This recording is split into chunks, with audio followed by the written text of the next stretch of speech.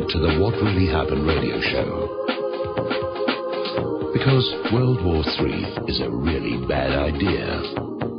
Here is your host, Michael Rivero. And aloha, America. Welcome to our show today. It is Tuesday, July 14th, 2015, partway through the week here, and we've got a lot of stuff to talk about today. The phone lines are open, 877-300-7645, 877-300-7645. Tom is sitting in our control room, twiddling the dials, keeping us out of trouble, and ready to answer the phone when you call on in. Quick program note, in our third hour today, Dave Gahary of American Free Press will be our on-air guest talking about the current state of race relations here in the United States of America, which very obviously, as we get closer and closer to the election campaign, race relations are deteriorating rapidly, and that is intentional, to give the candidates something to talk about next year that isn't the war and isn't the economy. So, now, happy Bastille Day for all of you out there. Glorious time when the people of oppressed people of a nation basically started tearing down the tools of their oppressors. Now, as you've probably heard all over, and even on the SRN news break, a deal has been reached by the P5+1, despite all the kibitzing, the outside interference. All these people are out there saying, I'm going to find a way to kill this deal. And the deal was reached late last night. And as you heard on the SRN news break, Netanyahu's going ballistic already. Oh, this is horrible. And even on Fox News, they're out there saying, well, Iran got everything they wanted. We didn't get anything. And they're just really just pounding on this thing. Now, the deal is not completed yet, because don't forget, a month ago, the U.S. Congress voted itself the authority to have oversight over this agreement. This is the same Congress that can't be bothered overseeing the starting of wars, but by golly, they want to have something to say about ending one or avoiding one.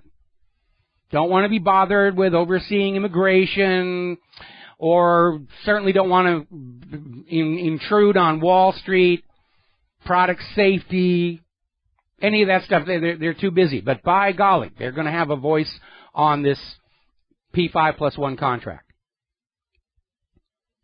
Now, Obama has already come out and said he will veto any bill coming out of Congress that is intended to derail this deal. The big question is, can Congress come up with a veto-proof majority? And if they do, I'll tell you right now what's going to happen. The P4 are just going to walk off and make their own deal with Iran. And that will leave the U.S. isolated, unable to purchase Iranian oil, American companies unable to sell their products to Iranian market. Who do you think that's going to hurt? If the U.S. refuses this agreement, the P4 are going to come back in and say, yeah, we'll go ahead with this deal. This was all a load of nonsense anyway. Iran isn't building nuclear weapons. Iran has not invaded another country in a war of aggression in over 200 years. This whole crisis was created out of thin air to try and sell us a war with Iran. And everybody who wanted that war is upset. Now, Obama is under attack for what is being termed selling out to Iran. And I don't think that's what he did. Okay? And longtime listeners know I'm not a big fan of Obama, but I think Obama was thinking very carefully and clearly about what's going on in terms of the coming confrontation with Russia. Now, remember, just a couple of weeks ago, they normalized relations with Cuba, ended the embargo, going all the way back to when the Cuban people stood up and kicked out their U.S. puppet ruler, Batista, and the U.S. has held a grudge ever since. Rather infantile, but that's the way the U.S. government will operate. And then all of a sudden, normalizing relations, embassies are opening, Cuban produce is coming into the United States, tourism is going back the other way, huzzah, huzzah, it's all beautiful. Obama didn't do that to ease the suffering of the Cuban people. He did it to forestall Russia restarting their diplomatic relations with Cuba and once again having a foothold in the Caribbean. That's what Obama was thinking, and I think that's also his thinking with what's going on in Iran. Because the last thing Obama needs are any more countries pivoting away from the West and merging with China and Russia. Look how hard they fought to keep that from happening with Greece. We'll be talking about that a little bit later in the show. And I think the lifting of sanctions against Iran is intended to discourage Iran from leaving the West and merging with Russia and China. Because Iran would just as soon go on with things as they were before. Let's sell our oil to Western companies. Let's buy Western products. Let's peace through commerce and everything. They're not desirous of breaking off all their former friendships and having to start all over again with Russia and China. And so this P5+1 deal from the American point of view, because the U.S. government knows Iran isn't building nuclear weapons, just like they knew Saddam didn't really have nuclear weapons. This is all about keeping Iran and its vast oil resources aligned with the U.S. Because remember, conventional wars cannot be fought without vast petroleum resources. And so Obama's move, the P5+1 deal, is all about keeping Iran with our team and not going over to the bad guys. And I think that's why he's doing it. It's rather amazing that all these people who are out there screaming about it's a horrible deal don't seem to have the geopolitical global view as to why this is actually a good thing in terms of a potential confrontation with Russia. So the deal has been made. Congress is going to try and block the bill because that's what Israel told them to do. And Netanyahu, remember a month ago, Netanyahu said if this deal was struck, Israel reserved the right to go on in and bomb Iran's nuclear power plants the way they did Iraq's. When they blew up the power station at Osirak screaming, "We know they have a bomb factory in the basement, just like the one we have in Dimona." And following the 2003 invasion, international inspectors looked at the remains of the Osirak power station, and all they found were the ruins of a power station. There was no clandestine bomb factory in the basement.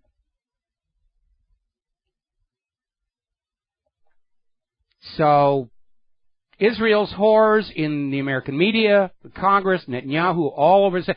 Iran should have been starved into complete and total surrender to Western influence and accept a new U.S. puppet ruler. And of course, all over the corporate media, not a single word yet about Israel's nuclear weapons, and certainly no mention of Israel's uninterrupted history of belligerence against all of its neighbors. And there's another aspect to this people are not paying attention to. This campaign of sanctions as an attack on Iran to force their compliance with the U.S. and Israel's demand has reminded the world once again the U.S. government has weaponized the global financial system and its reliance on the U.S. dollar. This will accelerate the rest of the world to move away from the dollar and towards a multi-currency economy and a multipolar world, where no nation has enough control over the global economy to use it as a club to dominate and dictate other nations. Now, if you look very carefully at what's been going on in Iran, the Iranian sanctions were intended to absolutely crush it down the way they did Iraq. Didn't work. When it was Iraq, people were naive. They believed the story about nuclear weapons and everything. And they went along with the sanctions. Not so with Iran. Everybody knew this was another U.S. overthrow, another preparation for another war. And a lot of companies, including American companies, were just ignoring the sanctions and doing business. And by the way, in his speech today, Netanyahu once again dropped hints. Israel may just go ahead and bomb Iran's nuclear power stations, showering the area with radioactivity.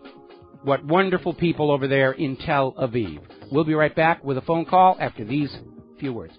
Hello, hi, America. Welcome back to our show. Now, of course, Netanyahu is out there and he's sweating and screaming and, you know, the spit is flying out of his mouth. He's just very unhappy about this whole situation. He's out there calling this a stunning historical mistake and declaring that Israel is not bound by the P5+1 deal, which is true. They were never part of it. You wouldn't know it from the way they were in there trying to mess things up, but they aren't part of it. And it seems to be dropping hints that, yes, Israel could go ahead and bomb Iran's civilian nuclear power station and just shower the area with radiation like another Fukushima all over again. Netanyahu is out there screaming about how Iran is a state sponsor of terror, you know, like the Lavon affair. No, wait a minute, that was Israel blamed on the Egyptians. Well, okay, the hijacking that led to the raid on Entebbe. No, wait, that was also Israel blamed on the Palestinians. The USS Liberty. No, wait, that was Israel again blaming the Egyptians. Or the hijacking of the Achille Lauro. Oh, wait a minute, Abu Nidal was outed as a Mossad agent. And I wouldn't go around with that label state-sponsored terror, because now that it's known the U.S. and Israel are both aiding, supplying, and supporting Al-Qaeda and ISIS in Syria, that makes the United States and Israel state sponsors of terror. So why is Netanyahu out here just screaming and calling in all his chips, trying to find some last-second way to derail this deal in the U.S. Congress, which is only going to affect the U.S. The rest of the countries in the P5, they're just going to go off and make their own deal because they're fed up with all this stuff. Netanyahu is in a panic because with the P5+1 deal completed, it's going to fall off the news media's attention. And world attention is going to shift back to Israel's reign of utter destruction on Gaza a year ago. And without the distraction of trying to ban Iran's imaginary nuclear weapons, world opinion is going to turn to banning Israel's very real nuclear weapons. Because Israel has them. There is no question. The official U.S. government position is, we don't think they do. We're morons over here in Washington, D.C. Yuck, yuck, yuck, yuck, yuck, yuck, yuck. And by the way, I posted the actual documents that were recovered from the former government of South Africa showing that Israel has nuclear weapons and is out there selling them to other countries, the very activity the Non-Proliferation Treaty is supposed to prevent. Of course, Israel won't sign the Non-Proliferation Treaty. They're basically using it to guarantee themselves a market monopoly, to increase profits out there. I also posted those documents to Facebook.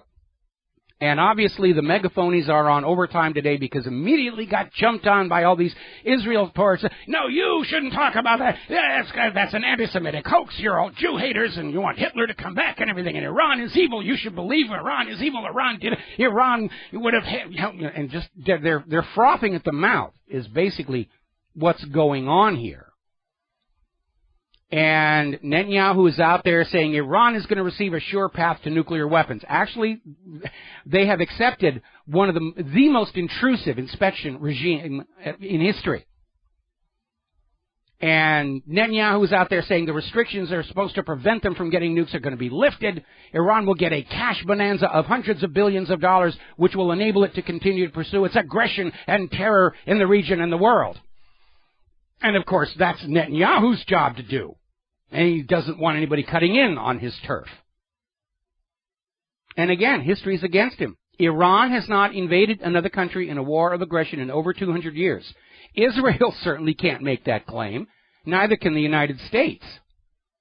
All right, let's grab a couple of phone calls here. Andrew in New York, aloha, welcome to the show. What's on your mind? Michael. Hello.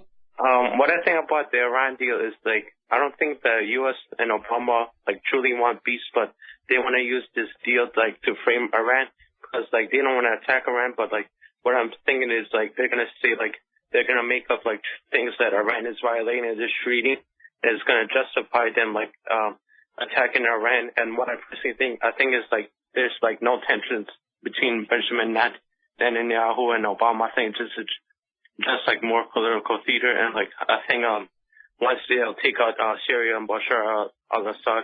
Well, I disagree, and I think one of the reasons why Obama wanted to back out of Iran is he's realizing our military is already overextended, and he's having to pick and choose. We're still stuck up in Iraq. We're having to go back into Iraq for a third time. We're going into Libya for a second time, going into Yemen for a second time, and still trying to get Assad out of Syria after 4 years. Obama is looking down the little list of resources we have over at the Pentagon and realizing that we can't take on all of the world at the same time. So I think he's backing off of Iran for right now because he needs the military resources that would be sent against Iran to go in and bolster the ongoing quagmires, as it were. As far as this idea of going on in and saying Iran has violated XY agreement, they have been trying that for years. It's not getting traction because the world remembers how the U.S. was screaming that Saddam Hussein had nuclear weapons of mass destruction, and they were never there. There were 2 comprehensive searches by the Pentagon and by the CIA, who were certainly motivated to find something that could justify that invasion. They came up, zip, nothing, nada. Okay? All right, we're going to switch over here to Tony in England. Aloha, welcome to the show. What's on your mind? Hello? Tony, are you there? Tony, okay, we seem to be having an issue with the phone systems today.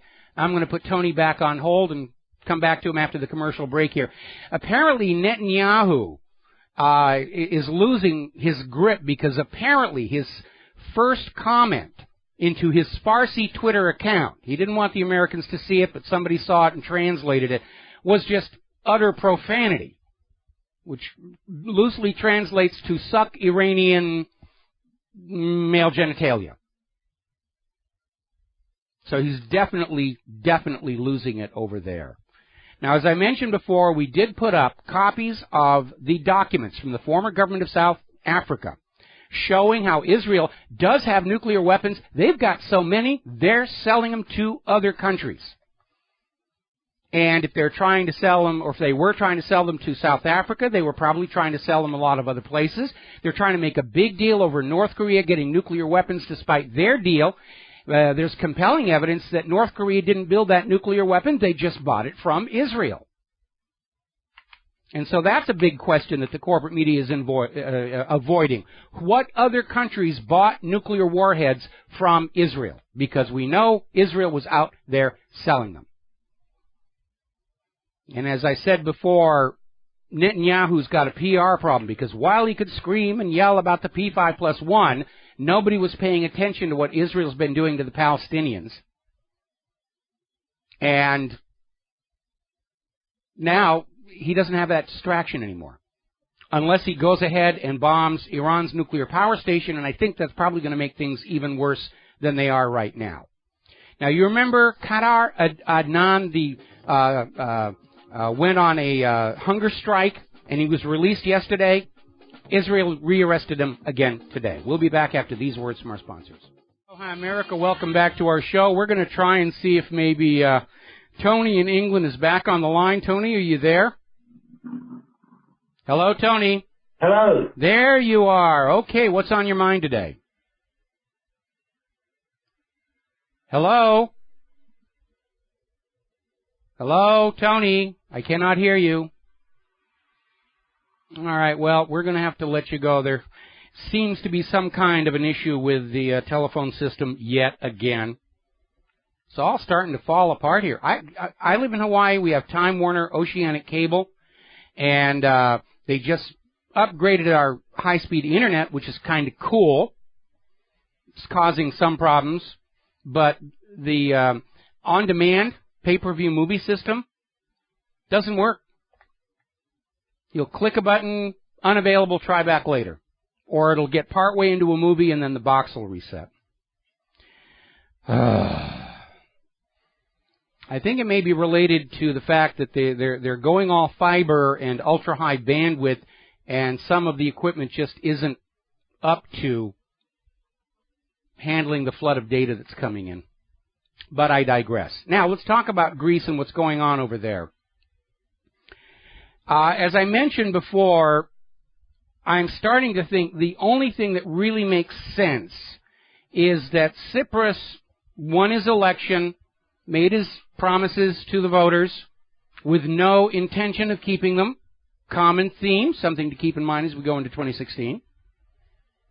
Intending to basically come with some kind of a deal to keep Greece in the European Union, keep it in the euro, make the U.S. government happy, make the money junkies in Brussels happy, and just stick the Greek people. And I think he was betting that the referendum on austerity would fail, or at least be so close that the vote riggers could shift it the other way, because we know Greece has a long, ugly record of massive election fraud in these things. But it was a landslide, and there's something you need to understand about election fraud. Election fraud can shift a vote a few percentage points to take it from victory to defeat. We saw that over in Scotland during their independence referendum. But it cannot reverse an actual landslide without it becoming obvious that's what happened. Again, looking at what happened in Scotland. So the net result of this New Deal, Greece is now a lot worse off than they were before. Greece has lost control of its own banks. The banks now answer directly to Brussels. They're already talking deposit haircuts. They're going to come in and plunder the bank accounts of the Greek people. The Greek people cannot get into their own accounts to get their money out. They've just been staked out, naked to be preyed on by the money junkies. Now, the deal has to be ratified by the Greek Parliament tomorrow. And so far, everyone seems to think that the Greek Parliament will go along with this, even though there is growing dissension. And if the Greek Parliament does ratify this deal, it's being reported that Tsipras is going to resign and go off to whatever well-funded retirement he's been promised for selling out his people. Now, the civil service workers in Greece have gone out on a job walkout. They're saying it's for 24 hours. It might actually be longer than that. And apparently, a lot of people in the Syriza party are very angry at what Tsipras did. Could break the party apart. And without that majority, without that coalition, that would force new elections in Greece. And it's not all roses over in Germany, even though Germany got basically everything they want. Greece is going to give them all their money, transfer control of hard assets under EU control, specifically under the German negotiators' control. Germany doesn't have to pay back that 11 billion euros they still owe Greece from World War II. And even with that resounding victory, you'd think everything would be just hunky-dory over there in Berlin. But it isn't. The hardliners think they should have gone for more. So there may be problems getting the EU to go along with this deal as well.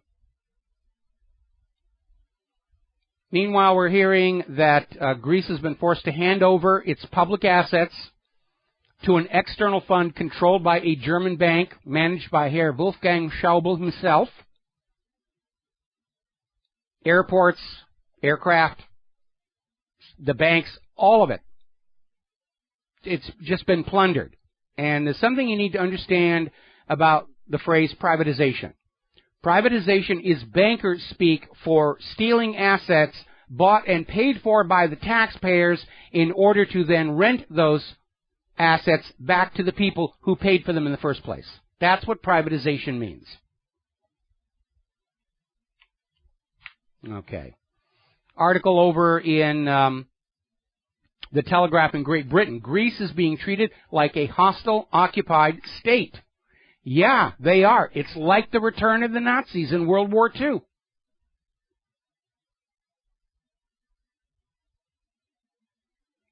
So, everybody's looking at what's going on. Everybody's acting like this was a lousy deal for everybody, even the people who came out with everything that they wanted.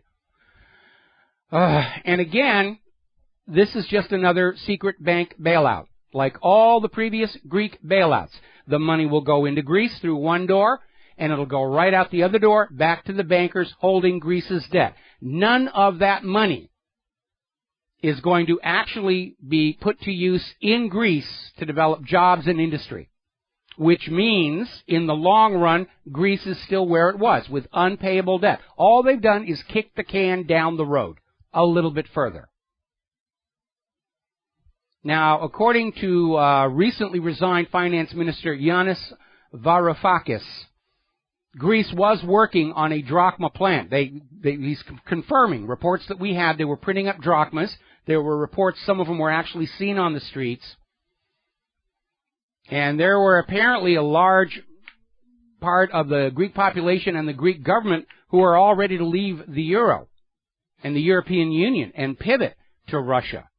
And that got blocked. And it may not work out in the long run. Another article over at Investment Watch blog. The events in Greece are not just a template for the sovereign debt crises to come, because every nation enslaved to a private central bank is going to be Greece sooner or later. But one thing Greece has hammered home, this fantasy that you can have ever greater prosperity as a result of ever greater centralization and integration, is nonsense. It didn't work. It was great for the bankers and lousy for everybody else. All right, let's talk a little bit about Russia. And a lot of people are responding to statements made by the Pentagon and contradicted by the U.S. State Department that Russia is the biggest threat to the United States of America right now. The Pentagon, they're ready for more war and more money, and we're going to go toe-to-toe with the Ruskies. Because without war funding, all those officers at the Pentagon actually look kind of silly in the uniforms with all the ribbons and decorations. They look like a drum major that misplaced his marching band. They only have credibility when they've got a bunch of weapons behind them to remind everybody how dangerous and important they are. So, we're going to take a break here. We'll be right back. Aloha, America. Welcome back to the show. I want to back up a little bit to Greece because a couple of things have come in during the commercial break here. Apparently, it is now coming out that the negotiators from Brussels literally threatened Tsipras that if he tried to take Greece out of the European Union, they would be invaded. So maybe Tsipras didn't sell out so much as he got threatened out. He was basically told, you are not leaving. You will either stay with us voluntarily or we'll come in and conquer the place. Now, the other thing that has just come in here is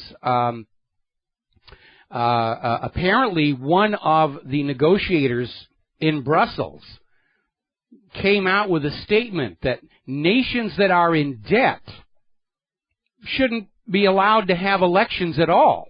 Once you're in debt to the banks, you will just do what we tell you to do, and you're not allowed to vote what you're going to respond. You just do as you are told, which gets us back to that John F. Kennedy wisdom. Those who make peaceful revolution impossible make violent revolution inevitable. Now, getting back on over to Russia, as you know, the Pentagon is trying to goose more funding from the U.S. government to build the F-35B. This time we'll get it right, or something along that line, and is out there screaming that Russia is the biggest threat to the United States right now, which, silly me, I thought ISIS was the biggest threat to the United States, or was that human-caused global warming? Meanwhile, of course, it is the United States continuing to carry out provocative actions.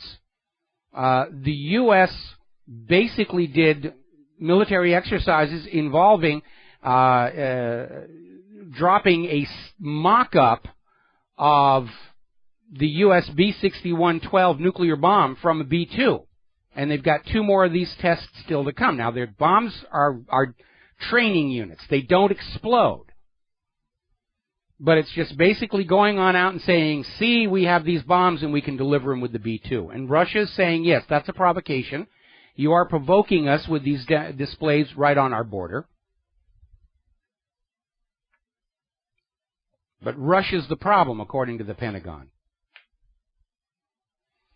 Now, the UN reports, and maybe this is one of the reasons why the media just shrugs about all the civilian casualties in Libya and Yemen and Gaza. The United Nations has reported that at least 15,000 civilians, non-combatants, have been killed in Iraq since last year. 15,000 civilian deaths, 30,000 injuries. And just like we're seeing in Yemen and Libya, This is not war against a designated military opponent. It is collective punishment on the country as a whole for the crime of wanting to kick out their U.S. puppet ruler. That's what this is all about. All right, let's talk a little bit about the economy. Story over at My Budget 360, the oncoming disaster in public pensions. Apparently, the current shortfall between what people who are on various pension plans think they're going to have to retire on and what the pension plans actually have has now come to about $4 trillion with a T. Now remember, most of these pensions got destroyed back in 2008 with the collapse of the mortgage-backed security fraud, because Wall Street's pet rating agencies rated all these mortgage bundles AAA. And under the law, pension plans are only allowed to invest in AAA rated securities because the people they serve, heading into retirement, don't have the luxury of starting their lives over and rebuilding a new future. And because these mortgage bundles, where mortgages were pledged into multiple bundles, that's criminal fraud right there, many of the mortgages were already in default or foreclosure. Because they were rated AAA, the pension plans bought into them. And when the fraud imploded, the pensions were defunded. But it's not politically correct to point the finger of blame at Wall Street and say, look, these charlatans are the reason the pensions are in trouble. So they whine and complain about people are living too long and, oh, Americans are expecting too much out of retirement. It's really all their fault. And I don't think it's a coincidence that all of a sudden we're seeing the Obama administration pay Medicare doctors to hold these final planning sessions with their patients to say, really, it's time that you thought about just going to sleep and not waking up anymore. Because the new economic policy of the United States government, in order to save the pension plans, the bankers, and Social Security, which has been emptied by the government of your retirement money, the new policy is, if you can't work any longer, we're just going to find a way to kill you off. Think of the money we're going to save. And a reminder to all of you who are looking at retirement and not knowing how you're going to do it. That money that you paid into the pension plan, that money that you paid into the Social Security Trust Fund is your property. It doesn't belong to the government. It doesn't belong to the banks. It doesn't belong to the pension plan.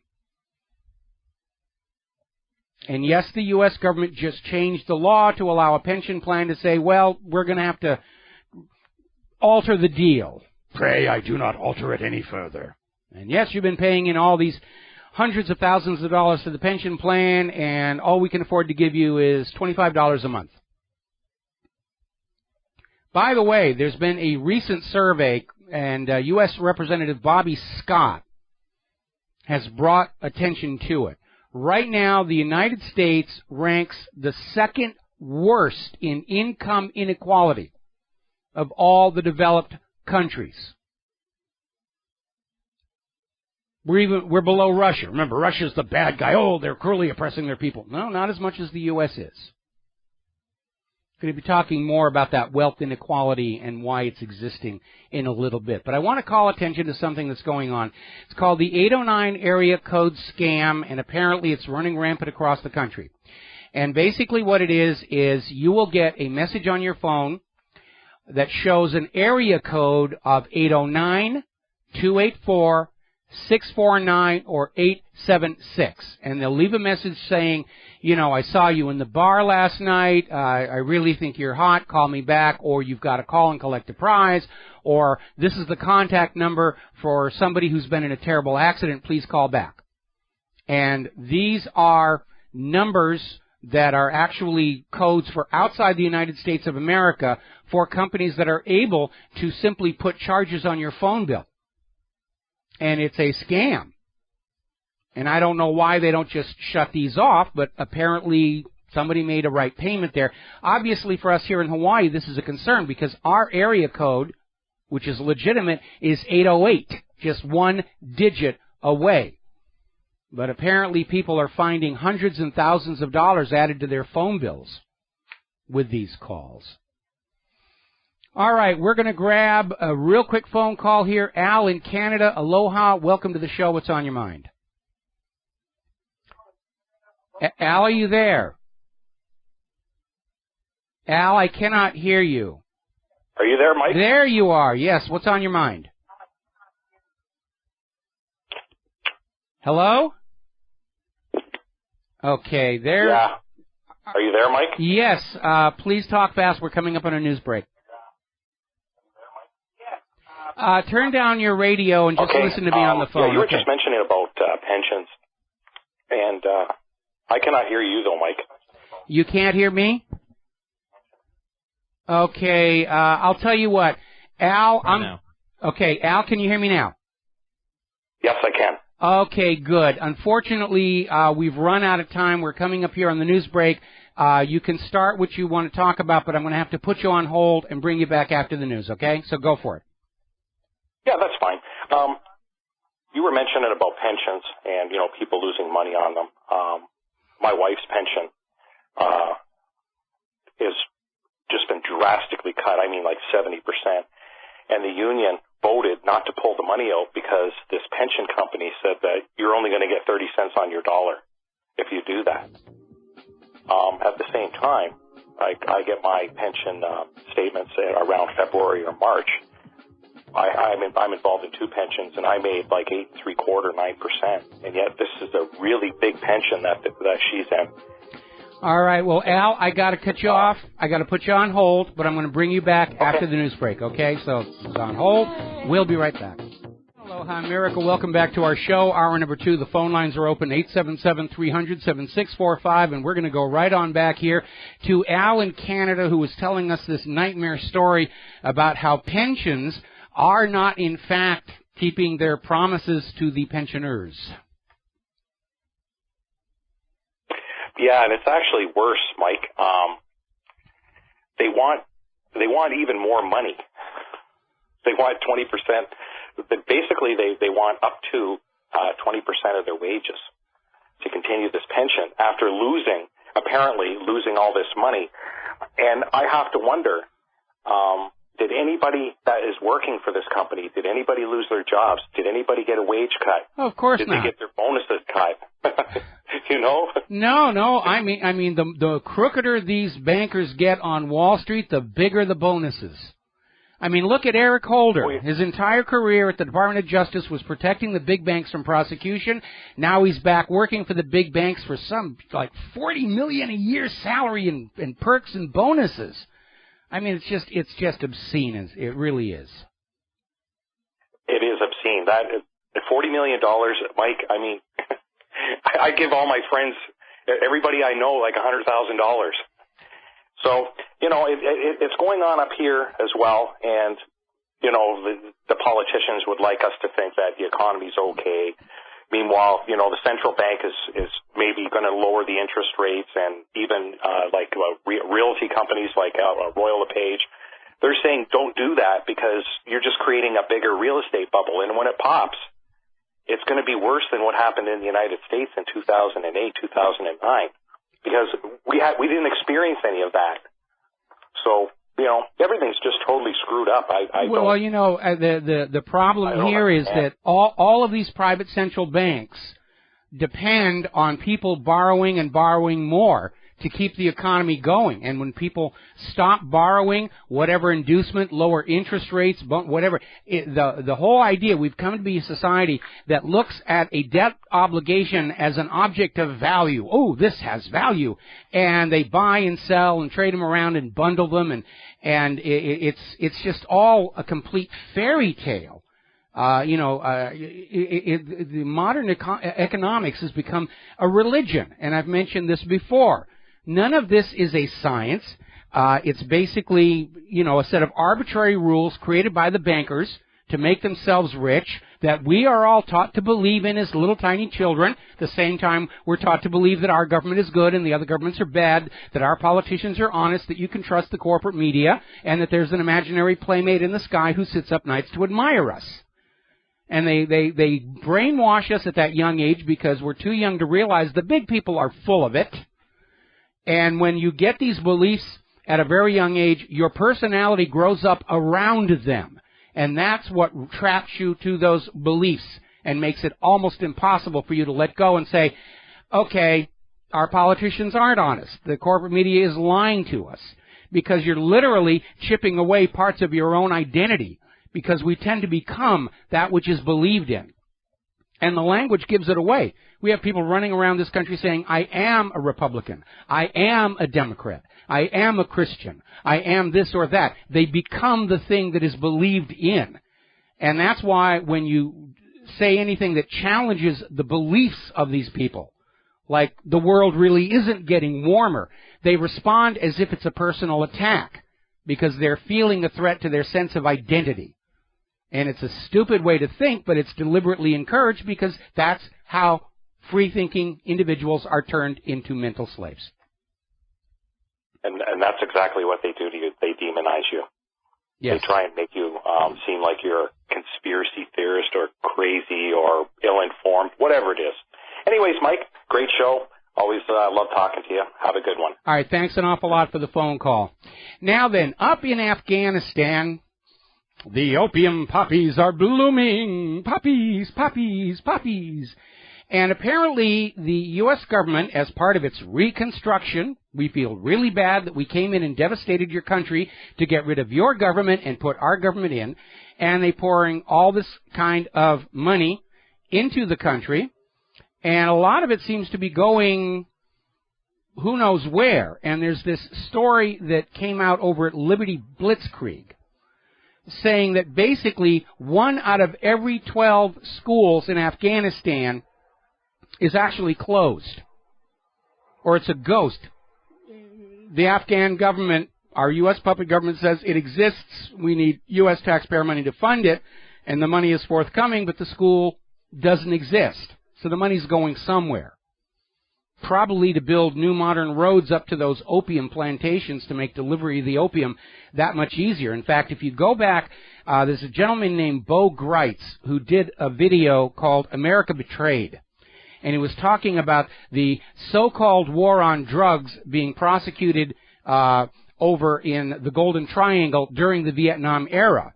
And what was actually going on is that all this opium was coming out of this one drug lord called Kun Sa and smuggled back to the U.S. inside the body bags of dead Americans killed in Vietnam.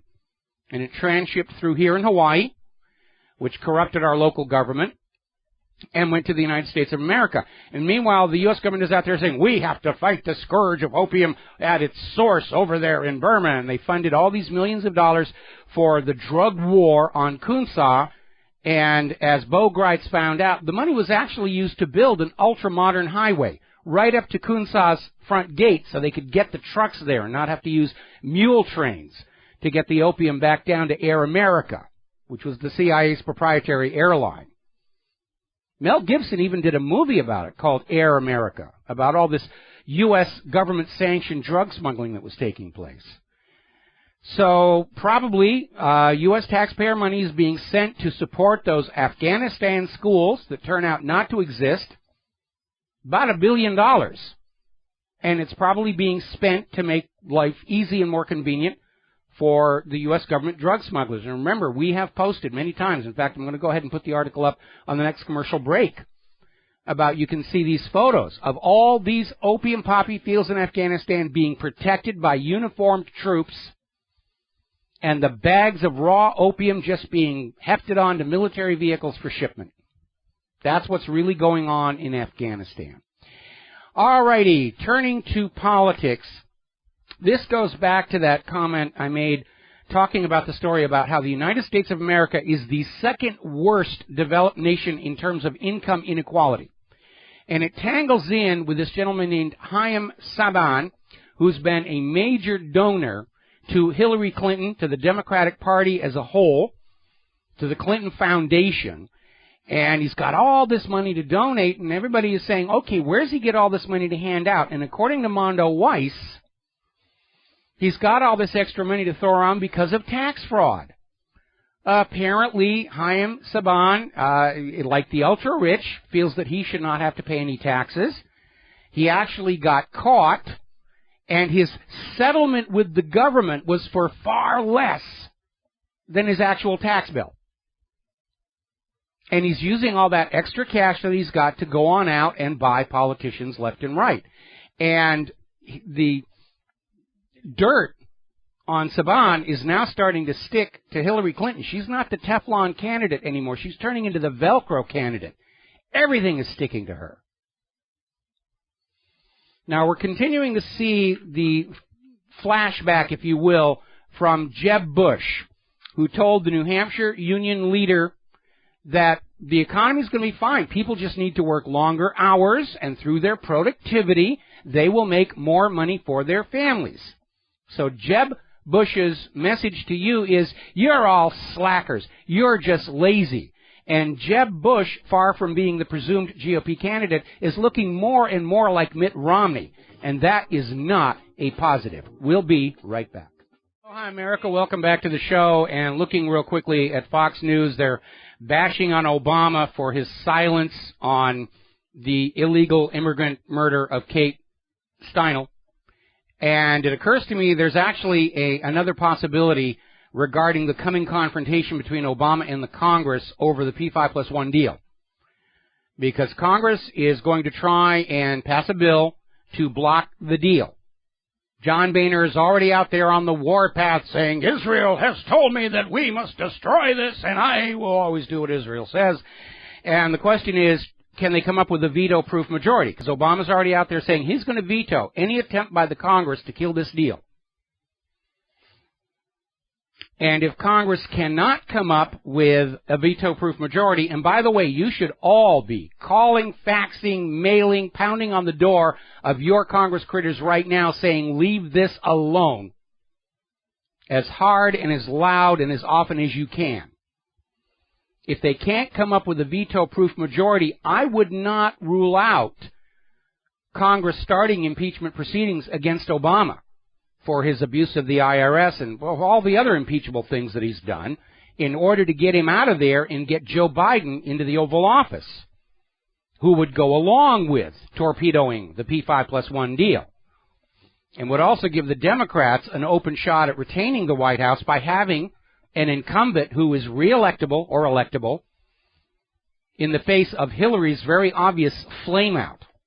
So I would not rule out that possibility at all. By the way, finishing up on Jeb Bush, he's out there saying, we should celebrate GMO technology. Huzzah, huzzah. Okay, Jeb, here's your party hat and your little packet of confetti. We're going to go to the phones here. Michelle in New York. Oh, hang on. The button didn't go. There you are. Michelle, are you there? Yes, hi. Okay. Hi, how are you? Yeah, the phone system's acting kind of a little weird today. What's on your mind? 2 points. I saw you posted an article on Common Core coming to homeschoolers. Yes. I'm a homeschool mom. I've got 2 kids myself. I read a book by John Taylor Gatto when I was 15, Dumbing Us Down. I'm sure you've heard of him. He has excellent videos and books out on the history of public school and Prussia and the whole nationalism aspect of why we force kids into public schools and mandatory schooling. But I was just concerned about that article that I only briefly could look over.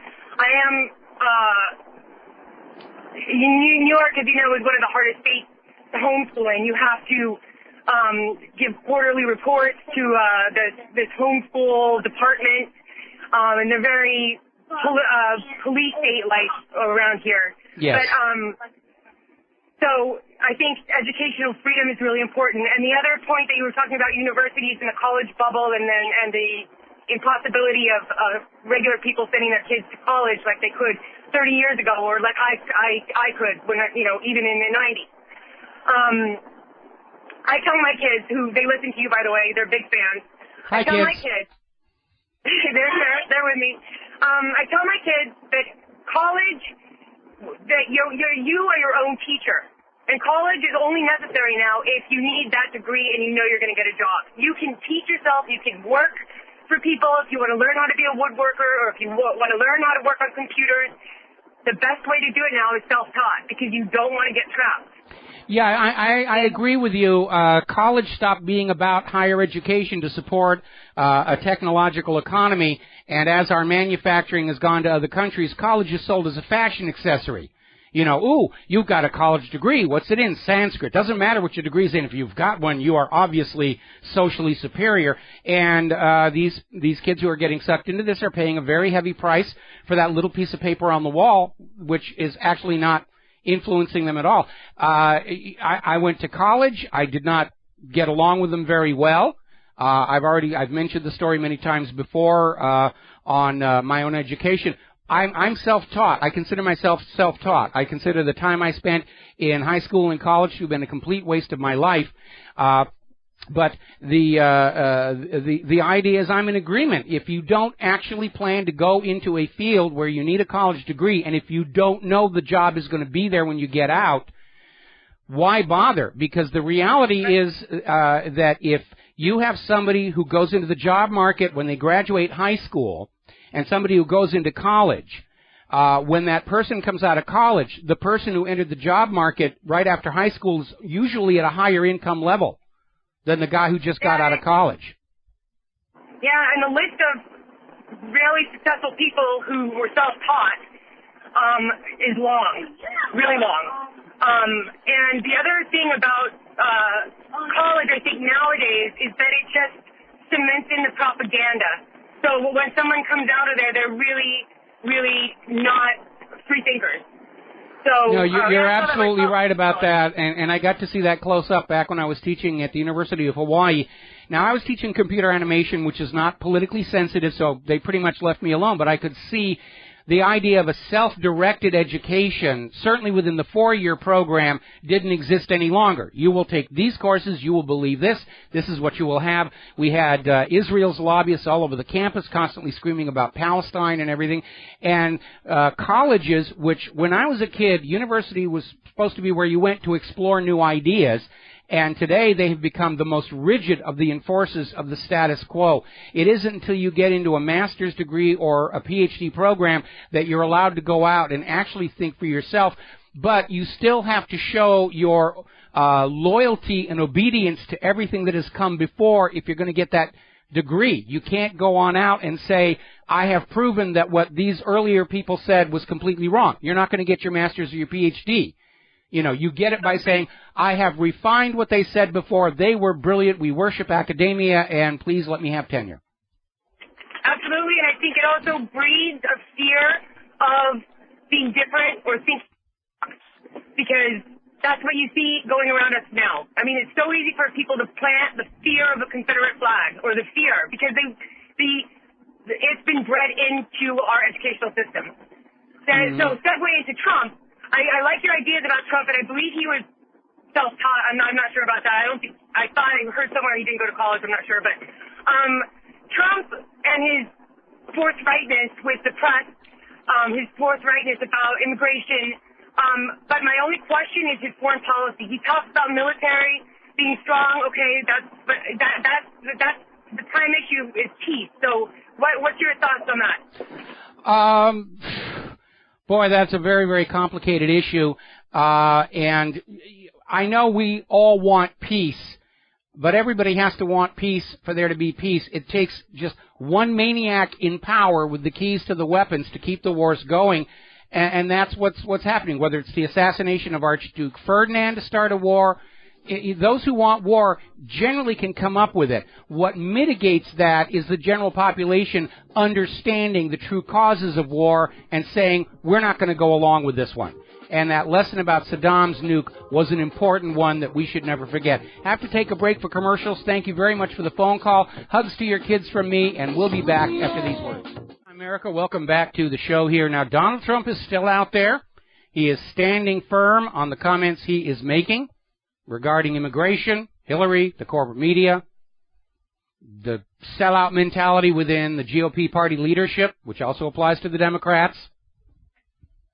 And he's unapologetic for what he's saying. Now, the media is trying to put words in his mouth, and they are still making the claim that he said all Mexican immigrants are rapists and criminals, which is not what he said. It's really easy in the media to destroy somebody by lying about what they said before. Remember when they were telling us that Ahmadinejad said he was going to wipe Israel off the map? Turned out to be a total fiction. Oh, he said this, he's bad. No, he didn't say it. Well, he's still bad. Get with the program. We're supposed to hate these other people. Love the bankers. Love your pill maker. Hate all those other people. So, obviously, the timing of the shooting in San Francisco works very well for Trump because people are saying, yeah, there's a problem there.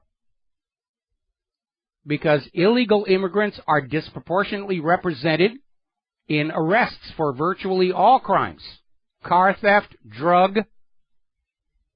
It is a reality. It's an uncomfortable one. It's a politically incorrect reality, which is why you're not supposed to talk about it.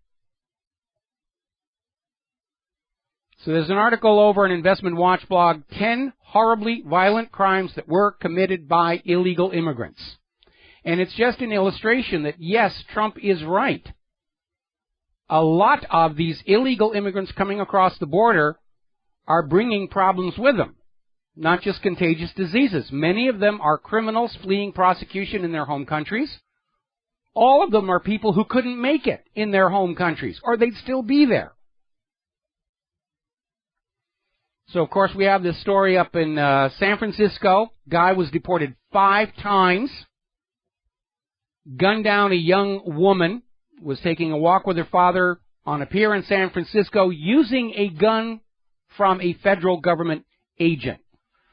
Let's see, another story here coming out of themostimportantnews.com. Illegal immigrants just been arrested for abducting a 13-year-old Florida girl and repeatedly raping her.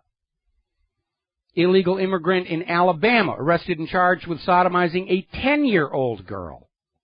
Well, he's got a big future in the British government. I'll give him that much. Or the BBC. I wonder if he's the new host of Top Gear, because they started their new season last night. I haven't tuned in to see who the replacement hosts are here. Now, while taking refuge in the sanctuary city of Philadelphia, one illegal alien decided it would be a good idea to attack and rape a 26-year-old doctor as she walked home from work. Now, I have a comment about this idea of the sanctuary city. Because these cities are basically setting up and saying, well, federal immigration law will not be enforced here, and we have the right to do that, okay? What happens when some cities stand up and say, we have a right to not enforce the new Supreme Court ruling on gay marriage inside our borders? Sauce for the goose, sauce for the gander. Because if you go along with this idea of the sanctuary city, your city government can stop federal law at the city borders.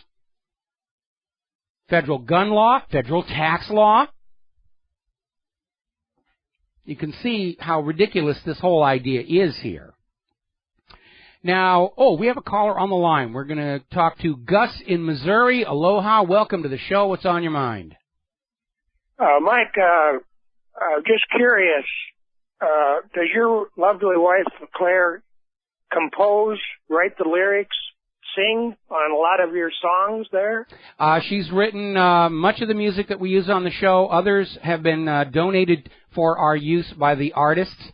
And Claire has a music website of her original work. It's over at mellowphilia.net, spelled with a PH. And you can basically look at the work that she's doing. In fact, she's over composing a new one today, as a matter of fact, just cranking that stuff out. What was the website? Mellowphilia.net, mellophilia.net. It's a Greek word meaning an obsessive love of music. Oh, okay, mellowphilia.net? Yes. Okay. Does she sing, did you say? On any of her? Or no, no, she can sing. I think she sings very well, but she's always shy about microphones. So the actual singers are basically demo singers that we bring in and record. I see. Okay. Say, I was wondering also, I'm interested in Trump myself, but he's all gaga for Israel, isn't he?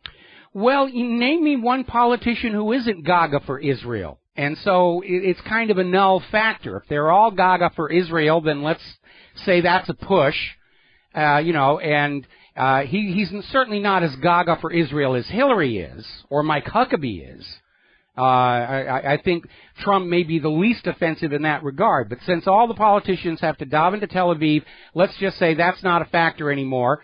And let's, pay attention to what he's saying. I don't think Trump can win. He's going to get the Ron Paul treatment. If that doesn't work, they'll give him the Robert Kennedy treatment. But I like what he's doing because he's forcing our candidates to deal with real issues and not hide behind all these manufactured fringe issues that don't really affect our daily lives. You don't happen to know what his position is on PNAC and those fellows? I really do not know, and PNAC is from the 1990s, and again, I like the fact that he's talking about the present day, the here and now, and I'm not going to discourage that, okay? Well, Newland's got to do with them too, doesn't she? Him and her husband, Kagan? Well, Newland is all over the world, and everywhere she goes, trouble follows. I mean, she was over in Romania. Now their leader is being hit with corruption charges. Newland's been, certainly Newland was in and out of Ukraine, and she's obviously the queen of the coup d'etat. And we have to keep an eye on where she's going because that's going to be the next flashpoint. Robert Kagan's still working with those boys to get everything going for Israel as far as I'm concerned. Well, obviously Israel still very much is trying to start wars around the world for American kids to die in, and I think that's why Netanyahu is out there just screaming and yelling as much as he can. And both Netanyahu and AIPAC are out there saying they're absolutely going to go to the mat to defeat this deal with Iran. But all Israel can do is pull the U.S. out of the agreement. Because if Congress succeeds in coming up with a veto-proof majority to kill this deal, they can only kill America's participation. And the rest of those nations, the P4, they'll just say, we'll strike our own deal with Iran, this is fine, and they'll be doing business with Iran. Iran will be making money off of them. It'll be the U.S. that's isolated, cut off from Iran's oil supplies, cut off from Iranian markets for American manufactured goods, and like the Russian sanctions, it's going to come back and actually cause more harm here than there. That's what's going to happen. What Netanyahu really wants is to somehow start a war against Iran. And by the way, we just put up a video at whatreallyhappened.com you all need to look at from back in 2002 when Netanyahu was screaming the top of his head off that Iraq had nuclear weapons, that Iraq was the danger, Iraq was going to destroy the world.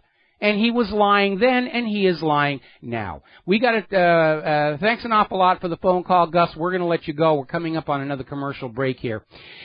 Now, as you know, somebody is out there trying to sell this idea that it's okay to ban any symbol at all if somebody somewhere does not like it. And they're using this idea of a connection to slavery to ban what is popularly believed to be the flag of the Confederacy. And it's going out of control, even more ridiculous than that. We got to take a break for commercials. We'll be right back. Aloha, America. Welcome back to the show. So, as you're probably aware, they're out there with this idea that they're going to ban the memory of the Confederacy because of its association to slavery, forgetting that at the start of the whole war between the states, there were slaves in the North. The Civil War was not about slavery. It was about Washington, D.C. needing to keep the South in the country for the tax revenues. It was about needing to keep the South sending their raw materials, their cotton, only to the knitting mills in the New England area and not selling them to other countries. The slave issue was the hook Lincoln used to sell it to the common people, like torpedoes in the Gulf of Tonkin, Spanish mine in Havana Harbor, the Lusitania not carrying weapons of war, Pearl Harbor being a surprise, Saddam's nuclear weapons. How many times do you have to be lied to before you realize all these wars are started with a lie? But they're trying to basically Orwellize a major part of the history of this country. They don't want future generations of Americans to remember that there was once a time when the states decided they'd had enough with Washington, D.C. and broke away. Back in 2013, they were trying to ban the Gadsden flag because it was the symbol of the Tea Party. Well, that wasn't the real issue.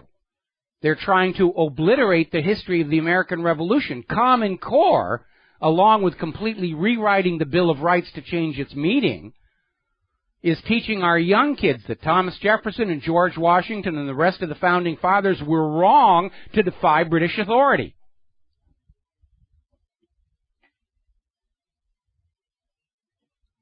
So this is getting completely out of control. First of all, that flag, the red flag, crossed blue bars, white stars, was never officially a flag of the Confederate States of America. It was a naval ensign, but it was a cool design, and Hollywood just said, all right, we'll use this. This is the flag. That's where everybody got the idea. It's the flag of the Confederacy. Movies and TV shows.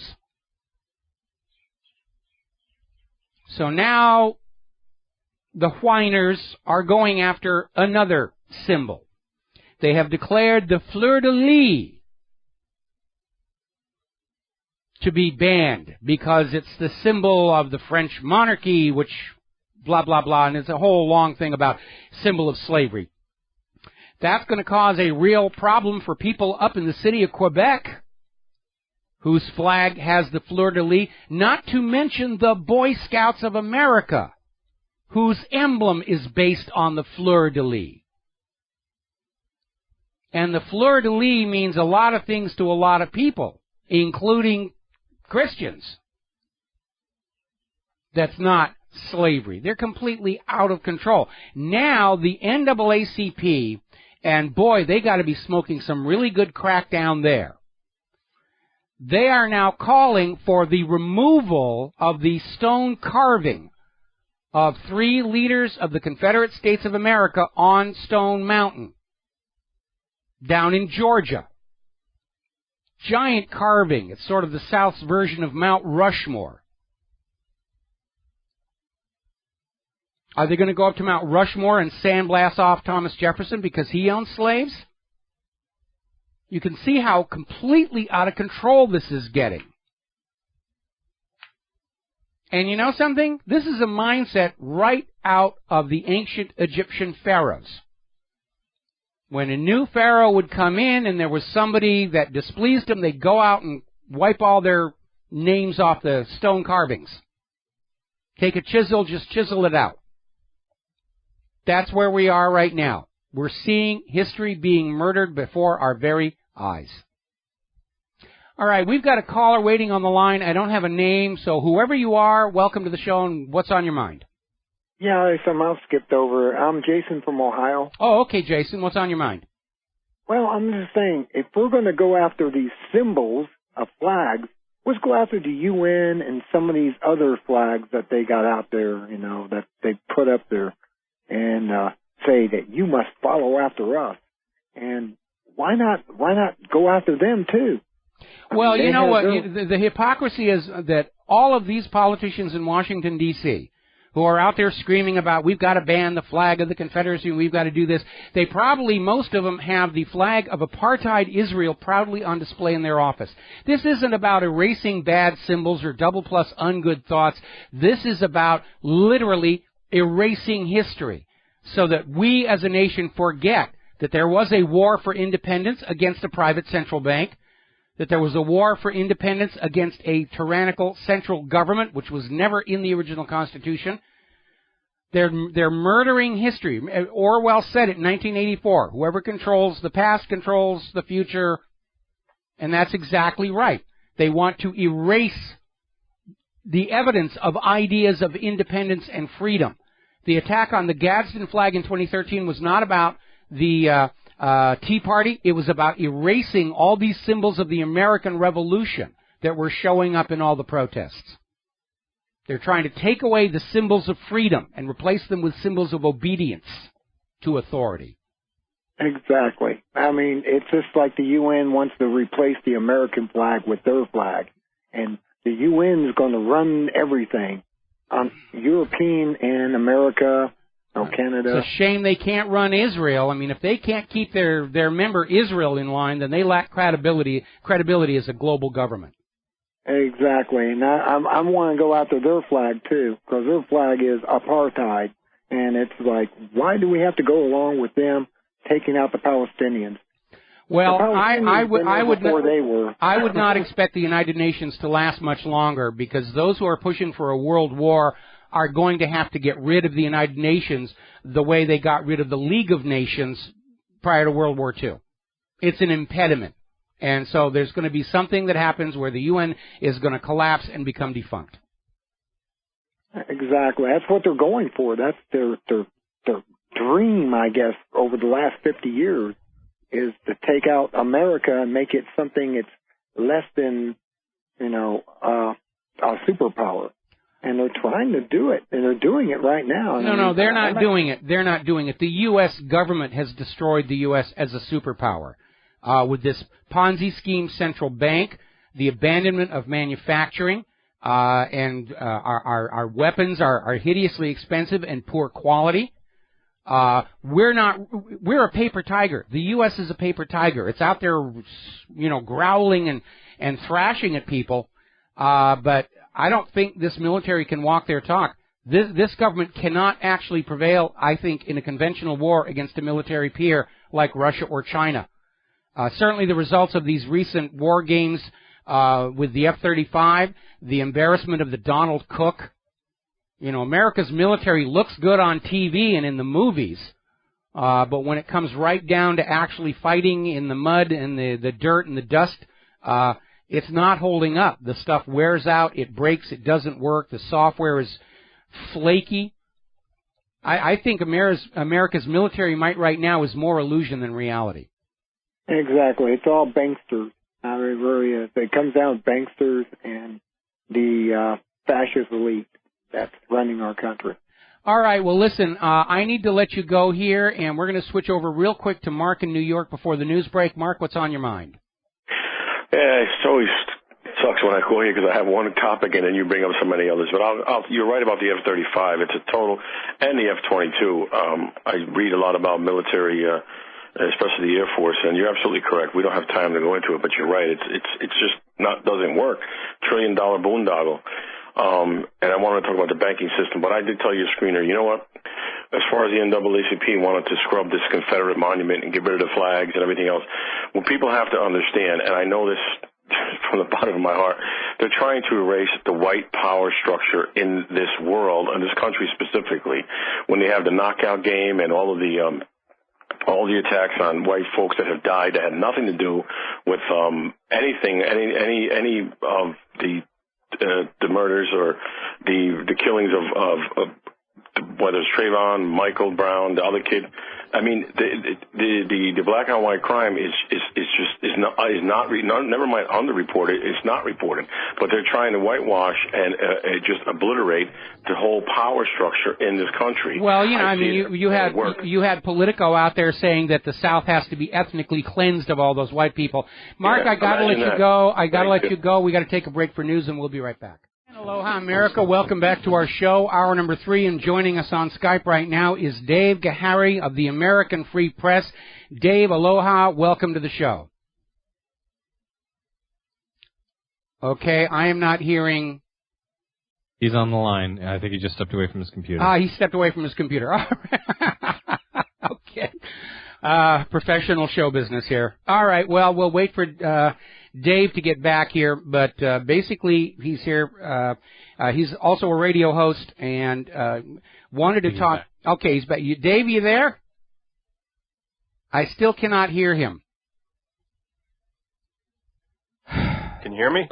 There you go. All right, Dave. So sorry about all the little technical gremlins that we have here. So tell us about American Free Press, and then you wanted to talk about the current obviously deteriorating state, intentionally so, of race relations in this country. Yeah, well, where do you want me to start with American Free Press? Yes. Yeah, I mean, it goes back to 1974. The forerunner to American Free Press, which is a national and international newspaper, was the Spotlight. And I don't know if you're aware of that, Mike, but yes, they had about 400,000 subscribers in their heyday. So it was huge. I mean, if you think about some circulation numbers now for the big boys, that's hefty. And of course, they were in the business of telling the truth, and they were knocked out of business by the powers that be. And American Free Press rose from the ashes in August of 2001, so about a month before the false flag terrorist attacks on the United States. And we've been growing ever since. So I am the web editor for the newspaper, and I take a lot of pleasure in doing my job because American Free Press is not beholden to any commercial interests. So they don't have any problem telling the truth. Of course, there are people out there who, and there always will be, as you know, there are people out there who think that everybody is in the back pocket of the Zionists, and they're a front, and they're the controlled opposition. Oh, I'm still getting emails insisting I got to be getting these big fat paychecks from Exxon for speaking out against the global warming hoax here.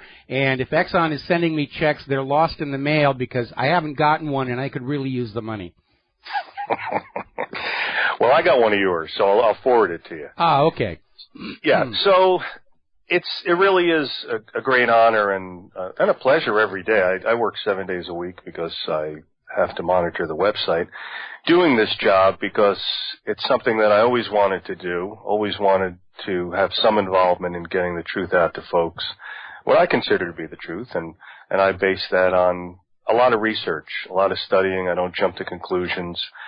But with what's going on here in the United States, sadly, today, if there is anybody out there who can't see that, and this is right from 1600 Pennsylvania Avenue, where it's being directed from, if they can't see that there is a war right now on the American white race, then I don't know what to say. Slap yourself.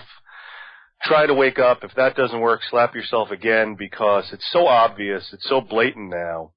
And of course, there have been people in the past who have accused Obama and people before him of having it in for whites in America, but now it's just so obvious, and it started, I think, with this Trayvon Martin here, contemporarily, where he said that if he had a son, he would look like Trayvon. And of course, there have been numerous murders and really ghastly deaths of white people at the hands of blacks. And you've never heard once this guy or his cronies say anything about these people. And of course, on top of it, the biggest killers of blacks are blacks themselves.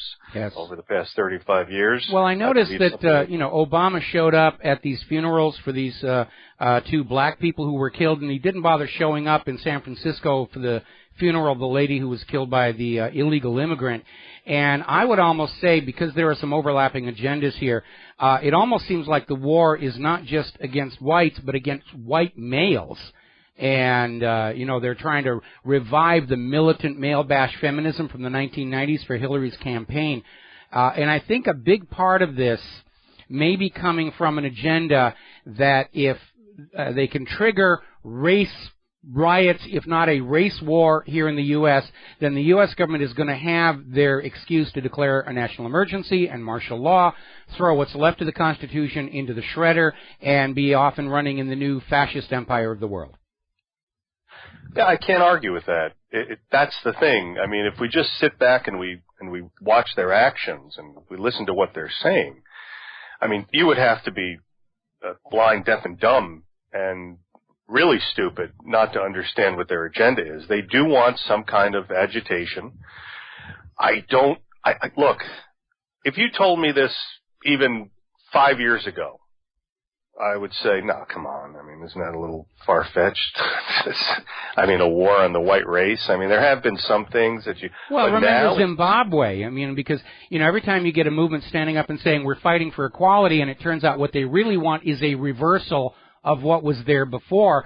And there seems to be this belief out there that you can fix all the racism in the world with racism in reverse, and it really doesn't work that way at all, but yet it's good politics. And right now, as we go into an election year, I'm absolutely certain the race relations are going to be a big issue for the candidates to debate because they don't want to talk about the war and the economy and the rest of it. And I think that's another reason why this is all being fanned up right now. Yeah. Last night, I usually go to bed early and get up early, but last night I actually drove from my home to the town, and it's been in the news over the past week or so, especially today and yesterday, the town of Monroeville, Alabama. Are you familiar with that, Mike? I've heard of it, yes. Okay, that's where To Kill a Mockingbird was set. That's where the author Harper Lee grew up, Nell Harper Lee. And so the sequel to Kill a Mockingbird, which was 55 years ago, it was released on July 11, 1960, was just released today, actually, midnight. So I drove from my home in Crestview, Florida, on the panhandle of Florida, to Monroeville, Alabama, a little over 90 miles. And I was there from midnight until 3 o'clock in the morning. And the place was packed, people buying these books. What's significant about that is, besides the fact that not very many people knew that she had written this, and of course this book was written prior to Kill a Mockingbird, and it was changed into To Kill a Mockingbird. But here, the hero of the protagonist of To Kill a Mockingbird, this Atticus Finch fellow who's modeled after her father, that, and I was born in 1960, Mike, the same year this was released, and so that really obviously wasn't a big part of my life. I think you and I are around the same age. You might be a little bit older, a little bit younger. A little bit older. A little bit older. Okay. More than like a little bit older. Couple of minutes? More like a decade. All right. Well, that's not bad. Well, I don't know, your familiarity with this book, but it was a phenomenon in the United States. Yes, that much I definitely remember. I remember it was a phenomenon. Right, and people were naming their kids Atticus, and it was just something that came at the right time, and this Atticus fella represented racial tolerance, and, well, here comes this sequel 55 years later, and the sequel paints Atticus in the light of not being an integrationist like everybody thought that he was from this fictionalized account. It's fiction, folks.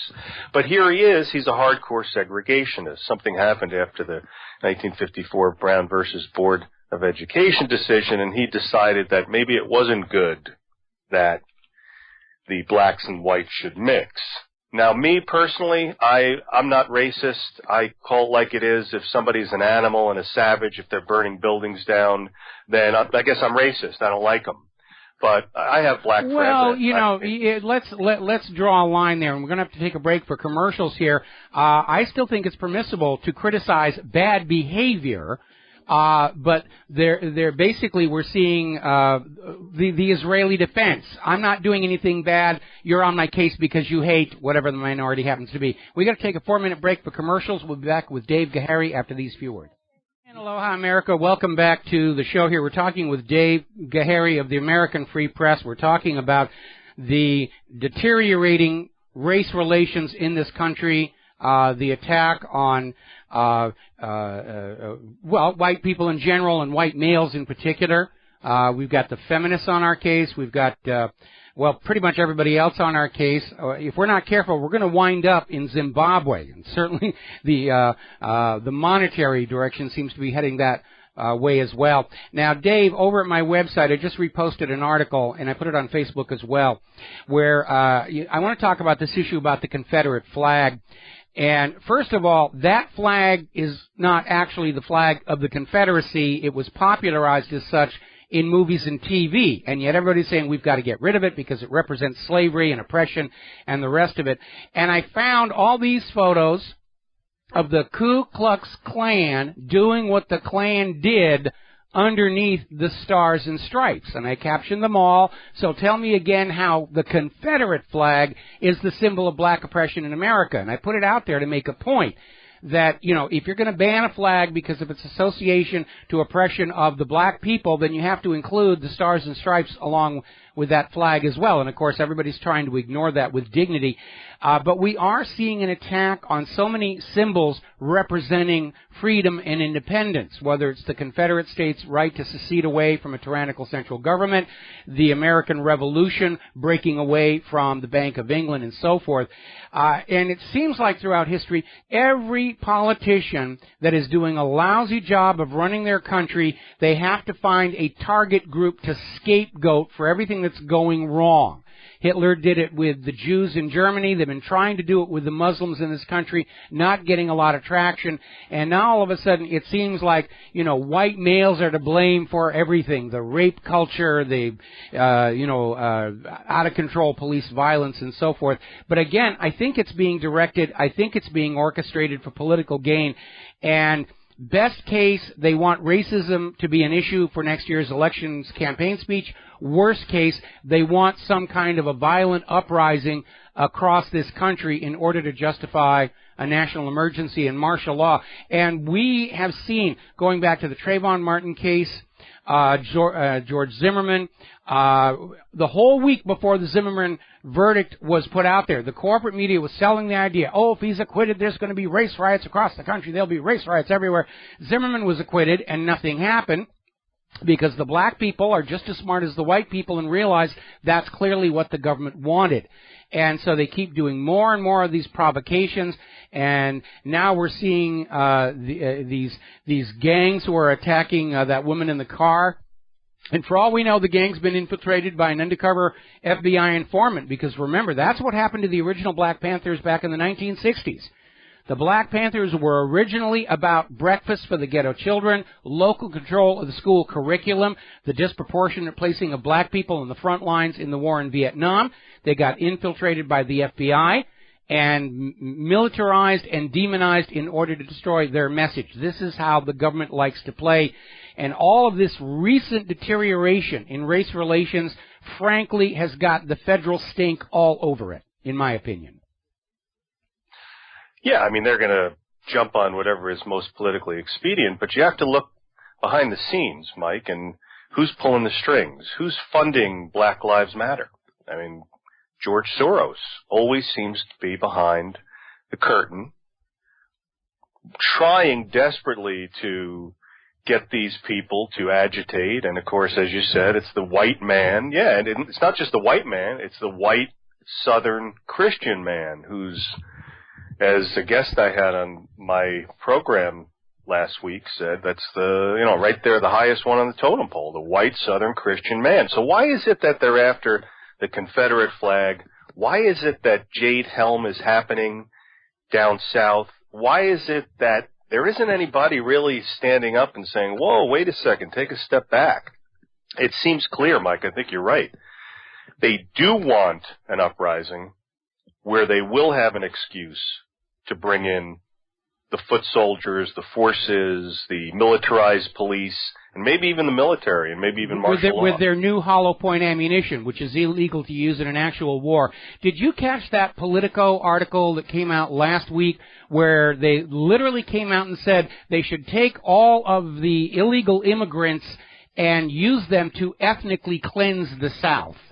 And I think that kind of gave the agenda away. Now, my attitude is live and let live. And I understand a lot of our ingrained beliefs and behaviors.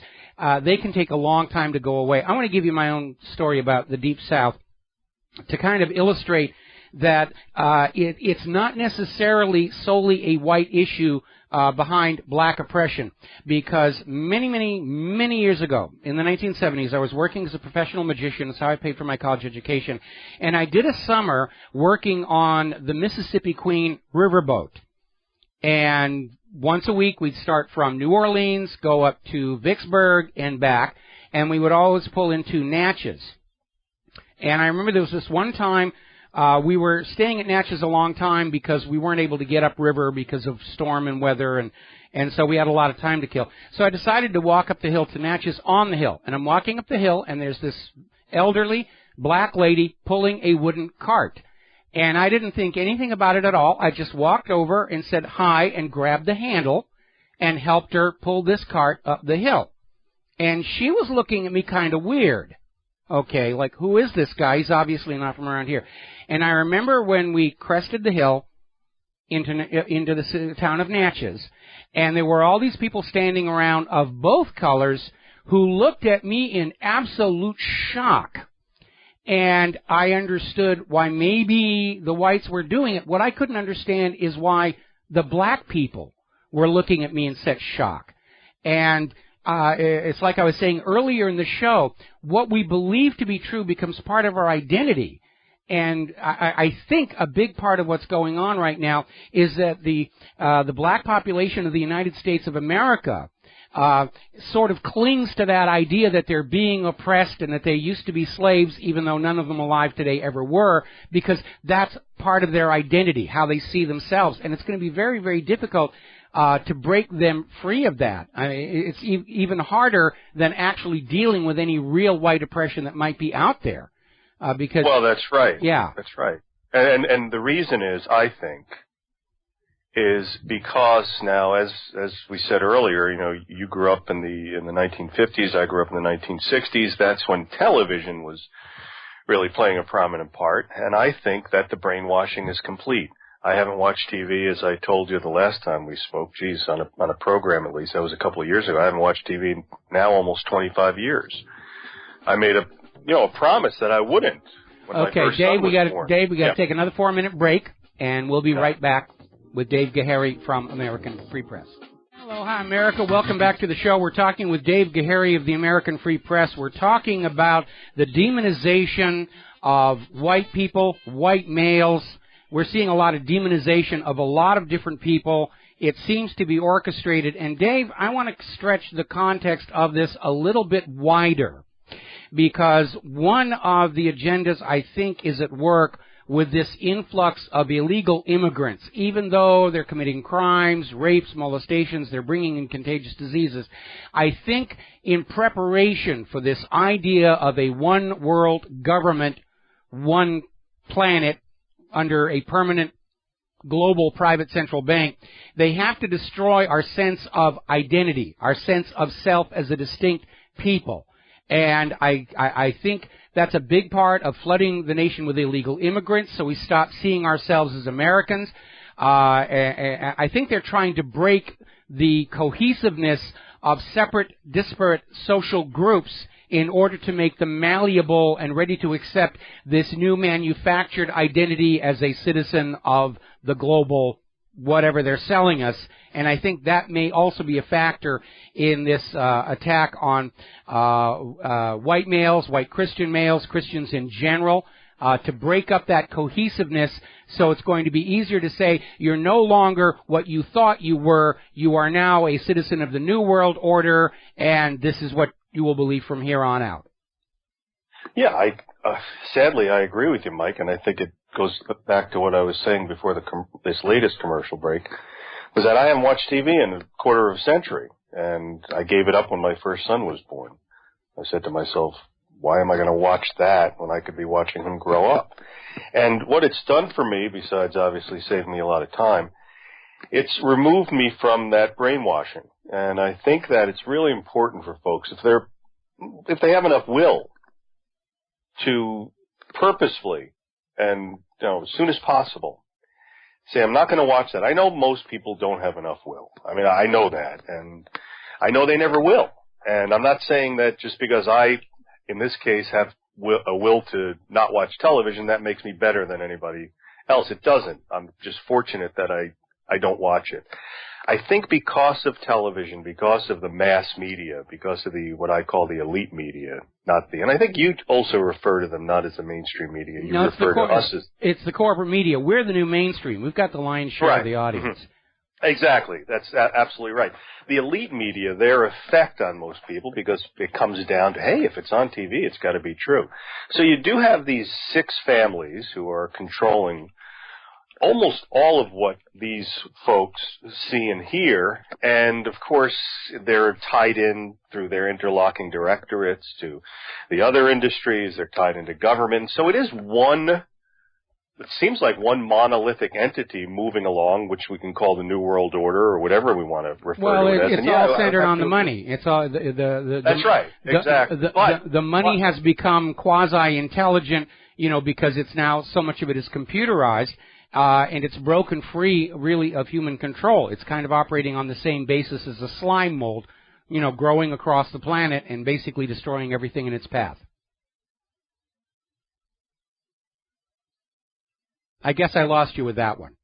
Yeah, I'm sorry. I said money. I don't think that's the only thing. I think that it's more than money, and I think it is getting back to what we were saying, destroying your cohesiveness, your identity, destroying. Why are they going after white Southerners? There's got to be a reason. Well, that's the Bible Belt down there. Look, I live down here now. I know what these people are like, and I knew that before. I had plenty of Southern friends being in the Navy for a while. So why are they going after the Southerners? Because the Southerners are tight. This is like America down here. Now, you're in Hawaii. I actually was stationed in Hawaii in the Navy at some point. You know, a lot of people don't even think Hawaii is America because it's more like Japan. There's more Japanese there, it seems. Well, even the Hawaiians don't think we're part of America, but that's another right. issue entirely here. That's but you are right. There's one thing about the southern United States.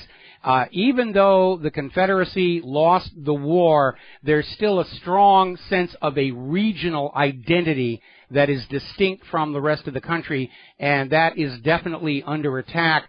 And if it wasn't the southern white population, it would be some other group. I mean, we're seeing a lot of attacks against a lot of groups with strong identities. They're trying to basically weaken that bond in these various groups to make it easier to maneuver them into whatever the new model is going to be.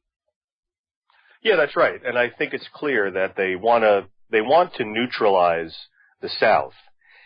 And I think that it's incumbent on everybody, if they give a hoot and a holler about what this country once was, to stand up. And I just want to mention a book that this year, and I don't think it's a coincidence, American Free Press has published a book called America's Racial Powder Keg. And, there's a subheading, How a Violent Dependency State Has Been Created Within the Black Community.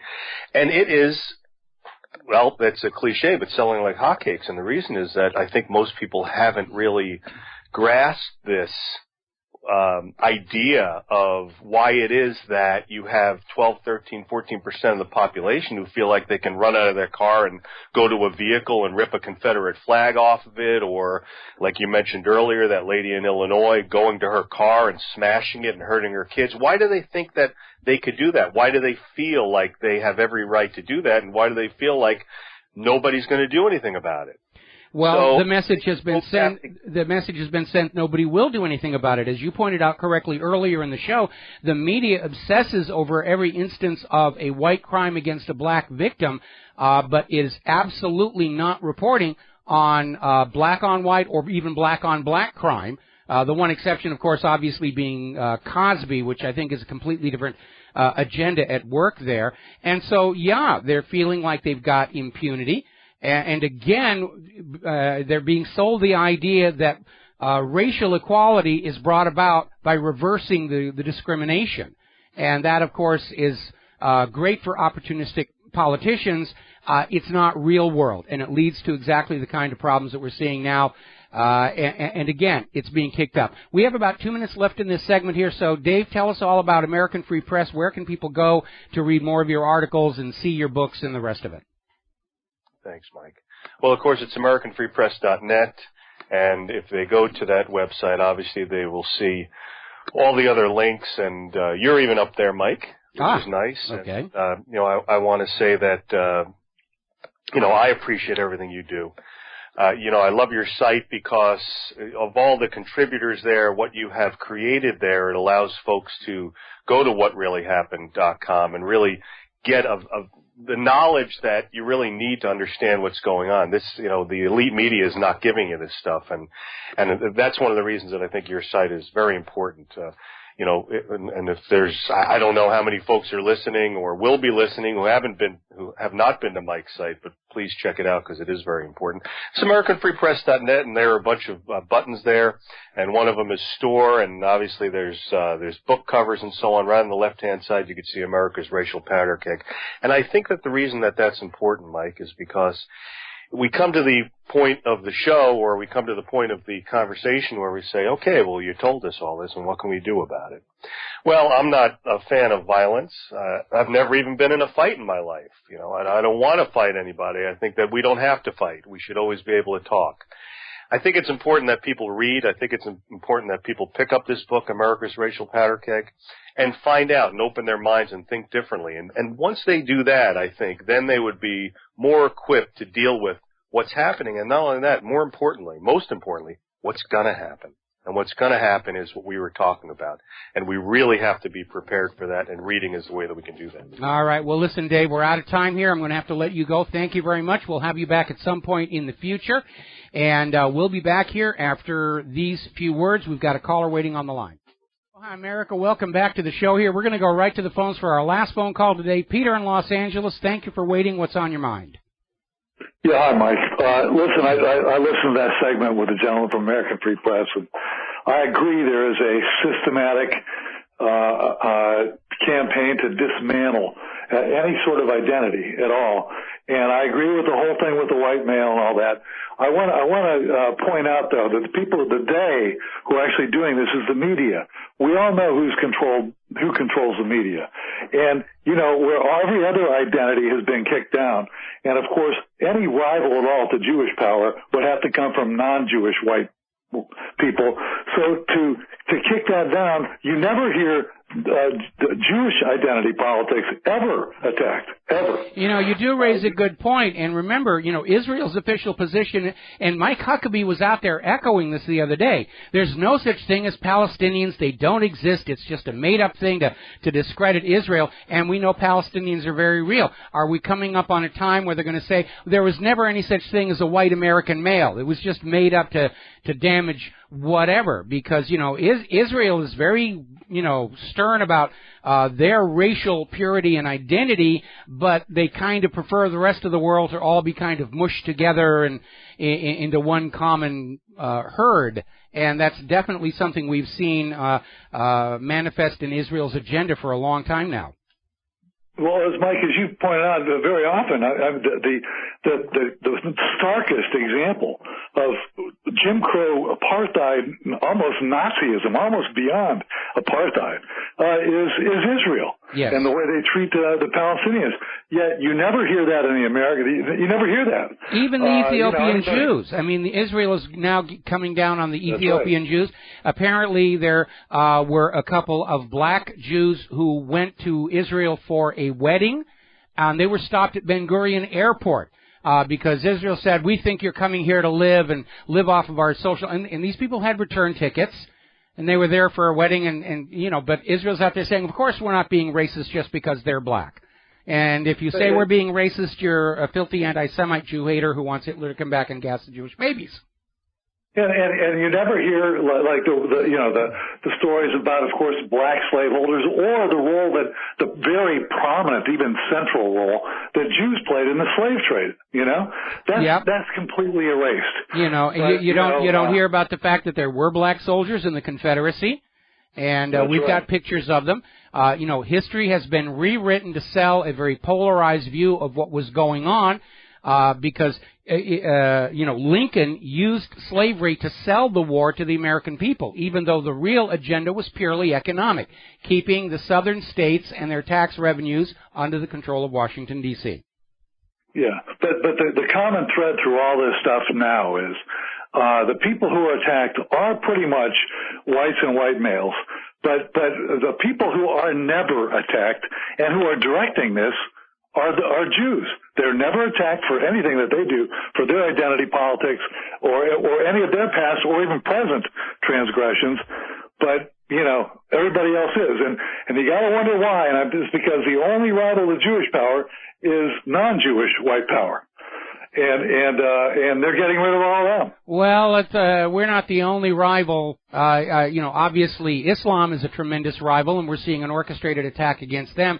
But again, you know, I'm seeing a parallel between this official position of Israel that there is no such thing as Palestinians, and there never has been, which is weird because I've actually got a Palestinian coin here. We're seeing the same thing with this Politico article that came out last week about how the South should be flooded with all these illegal immigrants in order to ethnically cleanse the region. And again, it's about blurring our sense of a national identity, blurring our sense of a regional identity.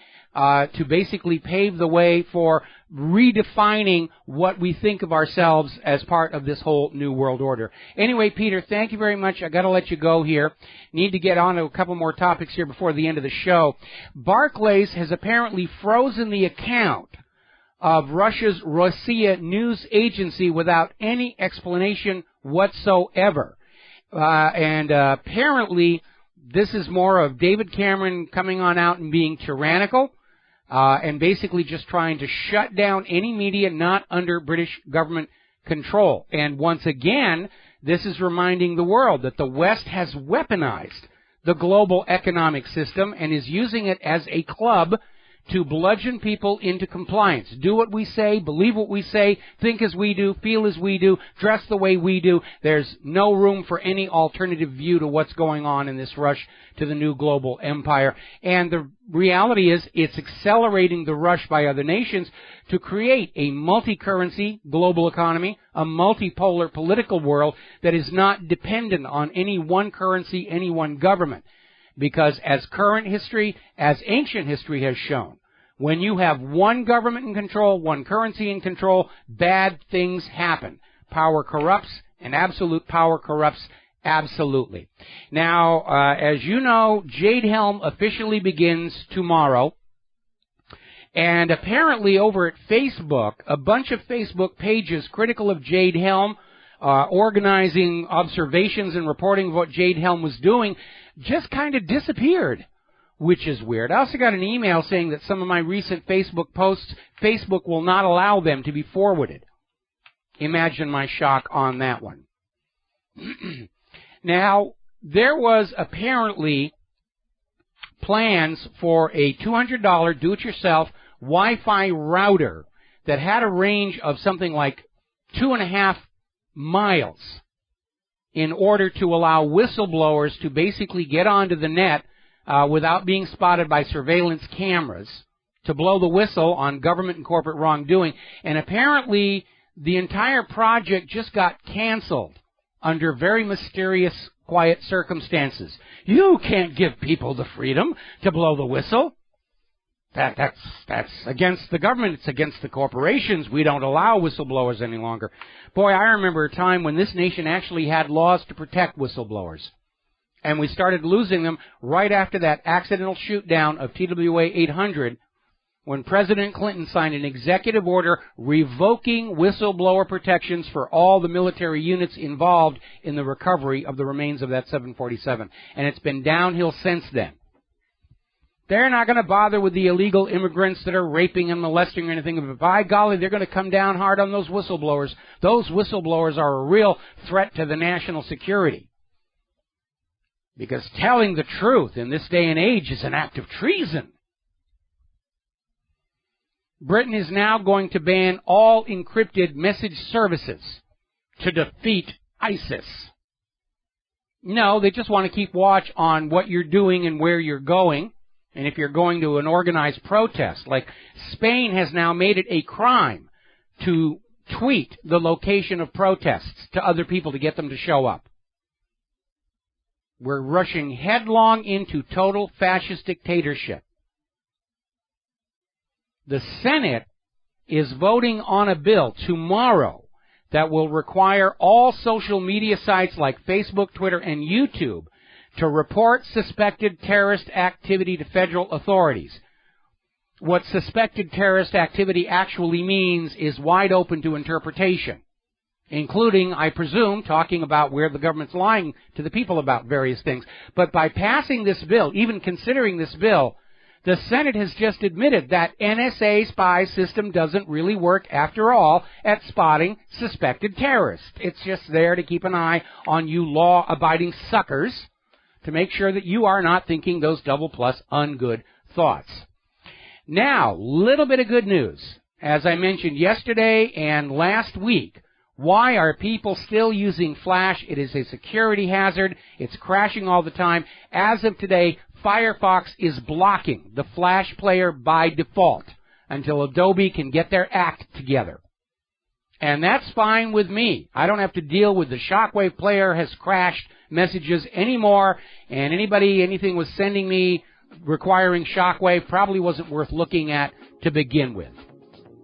There's the music. Time for me to get out of here, get something useful done with the rest of the day. We'll be back tomorrow, Wednesday, here on the Genesis Communication Network.